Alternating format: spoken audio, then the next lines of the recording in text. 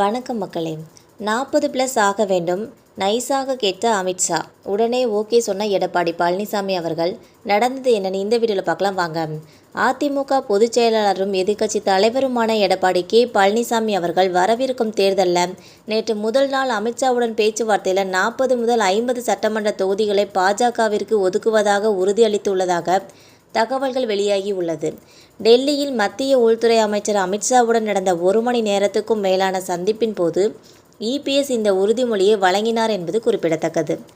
தமிழ்நாட்டில் அதிமுக பாஜக கூட்டணி தொடருமா என்ற சந்தேகம் நிலவி வந்த இந்த நிலையில் இச்சந்திப்பு முக்கியத்துவம் வாய்ந்ததாக பார்க்கப்படுதுன்னே சொல்லலாம்.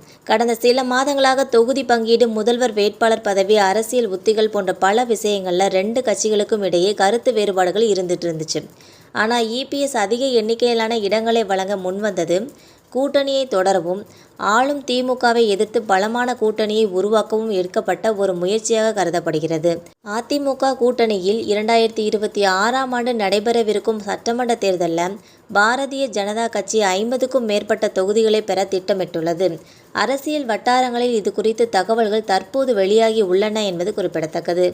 அதிமுக உள்ளேயும் அதிமுக பாஜக கூட்டணிக்கு இடையிலும் ஏற்பட்டு உள்ள இந்த மோதலால் டெல்லி பாஜக அவர்கள் தீவிரமாக கவனித்து வருகிறதாம். டெல்லி தலைமை இதில் விரைவில் நேரடியாக தலையிட வாய்ப்பு உள்ளதாகவும் தகவல்கள் வருகின்றன. அதிமுகவில் கட்சி பொறுப்பிலிருந்து நீக்கப்பட்ட செங்கோட்டையன் அவர்கள் அடுத்த 10 நாட்களுக்குள் கட்சியிலிருந்து பிரிந்து சென்றவர்கள் மீண்டும் சேர்க்கப்படவில்லை என்றால் அவர்களுடன் இணைந்து கட்சியை ஒருங்கிணைக்கும் நடவடிக்கைகளில் ஈடுபட போவதாக அறிவித்துள்ளார். தனது கோரிக்கைகளை ஏற்றால் மட்டுமே எடப்பாடி பழனிசாமியுடன் பரப்புரைகளில் பங்கேற்பேன் என்றும் அவர் திட்டவட்டமாக தெரிவித்துள்ளார். ஏற்கனவே பன்னீர்செல்வம் தேசிய ஜனநாயக கூட்டணியிலிருந்து விலகிய நிலையில் டிடிவி தினகரனின் இந்த விலகல் அதிமுக பாஜக கூட்டணிக்கு பெரும் பின்னடைவாக அமையும் என அரசியல் வட்டாரங்கள் கருதுகின்றன. இப்படிப்பட்ட நிலையில்தான் கோவையில் மட்டும் 10 தொகுதிகளில் 4 தொகுதிகளை கேட்க பாஜக முடிவு செய்துள்ளதாம்.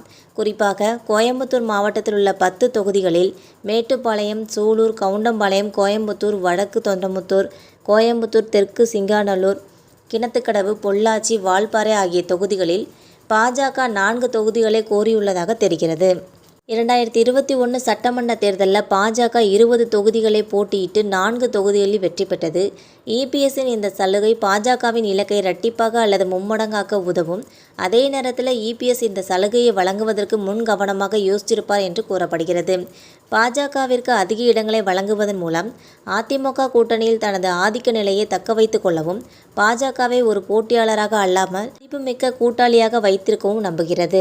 டெல்லியில் நடந்த இச்சந்திப்பின் விளைவுகள் வரவிருக்கும் கூட்டணி பேச்சுவார்த்தைகளுக்கு வழிவகுக்கும்.